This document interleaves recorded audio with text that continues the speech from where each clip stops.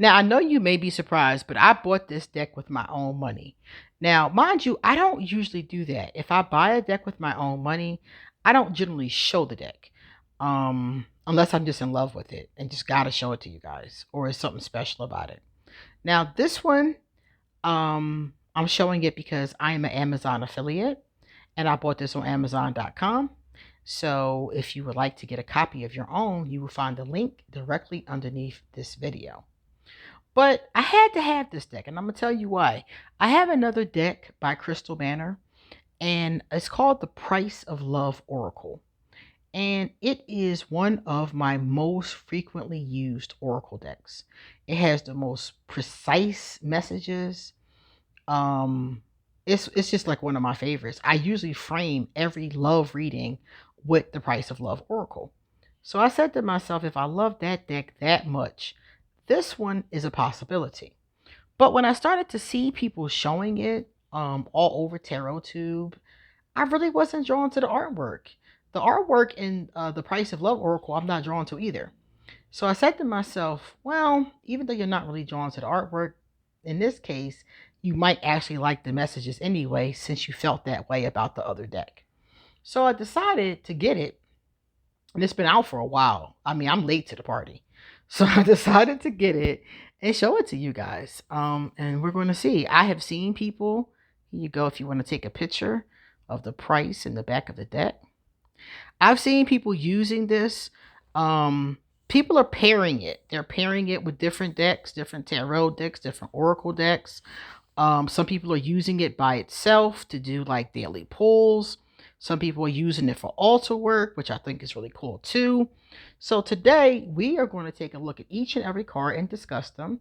And we're going to take a look at the guidebook and see if I was right about my hunch about the Sign of the Times Oracle by Crystal Banner. My name is QueenAusetHeru, and thank you for joining me for another wonderful edition of Ask an Aquarius. If you haven't already, please hit the red subscribe button and smack the bell. Also, if you like this video, please give it a thumbs up and pass it on to anyone and everyone who might like it too. If you want to get a reading done by me, please hit me up on my email or social media.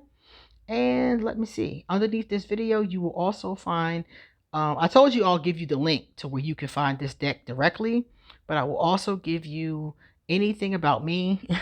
There's a lot of information about me. My Patreon, for example, my Ask an Aquarius merchandise, and things like that. So without further ado, let's check out this 44 card deck and guidebook. So when you open it up, the first thing you're going to see is this. I love how the decks from Hay House usually have something written inside the box. I think that's a very nice touch. This is the guidebook. I love her nails. I think that's a very modern look.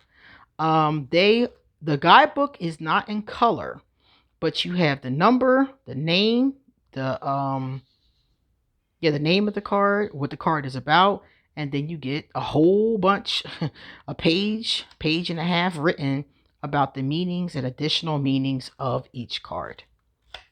Just like the Price of Love Oracle. Very similar. We got information on the author. That's her right there. She's a beautiful woman of color. Here's her website. You can also get more information there. And you can also check out her other decks there. If you want to see the Price of Love Oracle, it is there. There are some spreads, as you can see, in the front. And that's it. Perfect. All right. Now, we're going to take a look at the bottom of the box. The bottom of the box is empty. Just some designs going on. Paper around them to hold the cards in place, which I like. I like the environmentally friendliness. Hay House is good for being environmentally friendly, so I like that. We're going to look at the back of the cards. This is very interesting. Look at that back. That's cool, huh? Turn it to the side. Not too thick. Not too thin. Not very glossy, just a little bit. You can see it though, but it's not a lot. So interesting card stock they have going on here. Now I'm going to take these and show them to you one at a time. The Evil Eye. There we go. Protection. All right. So as you're getting ready to see, I like the size of the cards. I like the fact that each one has the number with the name and the function. I'm pretty sure I'm going to like the interpretations too.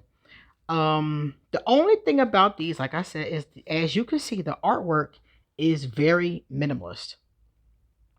That doesn't mean it's bad. It just means that it's not busy. And I like minimalist decks, but I also like busy decks with lots of colors and people and splashing and diversity and butterflies. So I think that this deck doesn't have a lot of that. Um, the bells and whistles, I would call it. It is attractive though. They have very interesting concepts, like this necklace here. I've seen so many people in the hood with this necklace, and I'm sure some of you have too. Very popular symbol, very popular necklace. Even before I knew what it meant, I saw that. Again, very, very attractive artwork, but very minimalist. It's just a snapshot. Look at this. It's just a snapshot of the refrigerator, you know? But if you look at what it is, that's what makes it interesting. Rainbow and hope. We see the rainbow, and they're telling us that it symbolizes hope, which it does in a lot of cultures.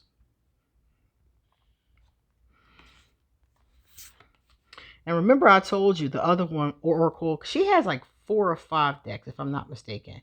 But I only have that one other Oracle. And it's just like that. Very simple artwork, but it packs a heavy punch. Like every time I use that deck, I had to keep using it because it packs such a heavy punch. I love how that's a balloon. Very creative. So like I said, even though they're very, minimalist, they're beautiful. They're beautiful. They get their point across. And I bet you they're going to read very well. I think this will pair excellent with tarot. Excellent with tarot. I've seen people use it on Instagram for that.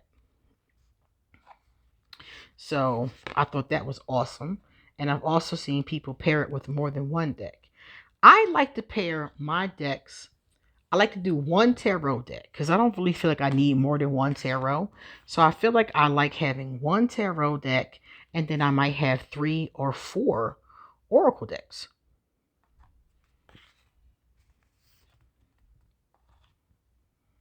Look at that. Healing. I like the concept of healing and them showing an ambulance. That's cool. Now look at this. This is interesting. How this is what looks like a receipt. And oftentimes people will say this to me. They'll be like, I got a receipt and it had 1111 on it. That's got to be a sign. And oftentimes it is an angel number.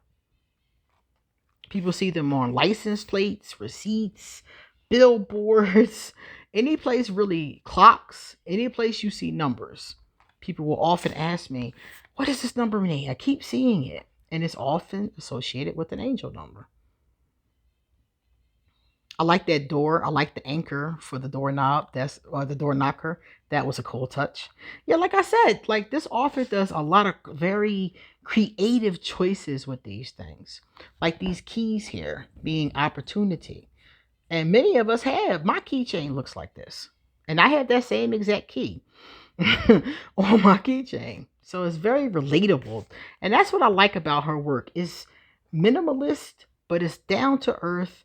It's relatable. And whenever I pull her cards with a client, they know exactly what they're talking about.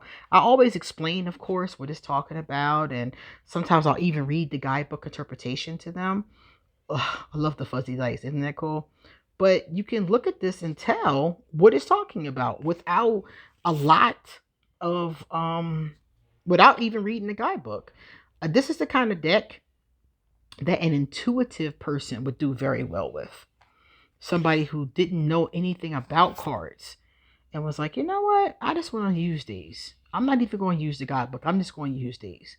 That kind of person couldn't use these because they're intuitive enough to be able to do that. Now, I always recommend the guidebook because when I started off doing readings, oracle card readings, I always wanted decks that did not have a guidebook or I didn't have to read the guidebook. And over time, somebody told me one day, you're missing out. Some of these guidebooks are brilliant. They just told me flat out. And I was like, yeah, whatever. And one day I sat down and read one, just a few pages. And I was like, wow, I learned so much from that deck. And then I started to think how much I love the decks by Alana Fairchild. I have a lot of them. I have like 3, 6, 7, 8, 9. I have like 9 of them. 10. It keeps going up. I have 10 by Alana. And I realized I loved reading the guidebook. So I said to myself, if you like those guidebooks, maybe you'll like others. And from that moment on, I always at least perused, if not read, the entire guidebook. So I've come to find it is extremely helpful. That's gorgeous. I like that. How many people have been in somebody's house and they have a bookshelf like that? Very popular look. Here are the nails.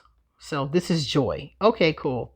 And if you get your nails done and you like designs, that's a real cute nod to those of us like me who get our nails done. A matter of fact, I'm gonna get them done on Friday. They're getting old now. Nice possibility. I saw this card more than once. The traffic cone. Caution. Interesting. Very interesting. We're going to look that one up when we're done. Stars. Oh, the star of the Christmas tree. Cool. Yeah, these are great ideas. Like just smart, practical, down to earth. And even though the artwork is very, like I said, minimalist, it's good artwork. It's intricate. You can see all the little details. Like when you see a flower, you see the seeds in the flower and the petals and the lines. It's really good artwork. Energy. I like the background for that. The sky looks beautiful. So yeah, I think that this is awesome. I think this is an awesome deck. There's not really any people in this deck. It's just like kind of little snapshots. You see a hand here and there. And that's fine. That's fine too. But if you're somebody who wants people in your deck, you're going to notice that is not a lot of that here. Mostly we're looking at little snapshots of symbols and the bullseye and things like that. So it's not a lot of that. It's not a lot of that in the other deck either. So, oh, look at that. Oh my God. If I was on the airplane and looked out and saw that, I think I would faint. I think I would faint. Like, oh no. The family reunion. How many people get the t-shirt for the family reunion? I got one this year from our family reunion. I love it. I love the t-shirts with your family's name on them and some kind of corny slogan. I love it. And here is Infinity. And last, we have the Firefly. So now we're going to take a look at the guidebook and read what it says for Firefly. Alright. Firefly, wonder. Fireflies sprinkle wonder and magic into even the most mundane moments, like taking out the trash or coming home late from work. Just one flickering glimpse of that fairy light can make you feel like a child again. Allow your imagination to take you away as you explore creative projects and new ways of approaching routine chores. Some believe creativity is only reserved for certain people, but everyone has the ability to access that power. Attend a paint and sip. Experiment with cooking, or create something for your own enjoyment. Get inspired any way you can. This card is a nudge to pay attention. The universe may be transmitting new ideas or flashes of inspiration your way. Write down anything that comes to mind. Don't be surprised if your creative endeavors are being noticed. Let this be motivation for you to continue to create magic in the ways that make you happy. Additional meanings. Express yourself via creative artistic activities. See things through the eyes of a child. Find wonder in the small things. attention for your creative gifts. So that's really awesome. I like that. Easy to read, easy to comprehend. That's what I was saying about, her work that I've seen so far. It's just practical, down to earth, clean, easy to use. I would give this deck a 10 out of 10. I like the backs. I think the backs are a lot of fun. I think that look is really fun. I like the minimalist look of this deck. I like the size of the cards. The finish on this is kind of a matte with just a little bit of shine to it. I think that's pretty cool too. And I think they would be easy to use for a beginner as well as somebody who was a professional. I could use these in any reading of any kind, really. They're not specific, so you could use these in any kind of reading. So I definitely recommend them. Please take a look at the link underneath this video and get yourself a copy of this deck if you so choose. And please come back soon because I got a lot more to say. See you later.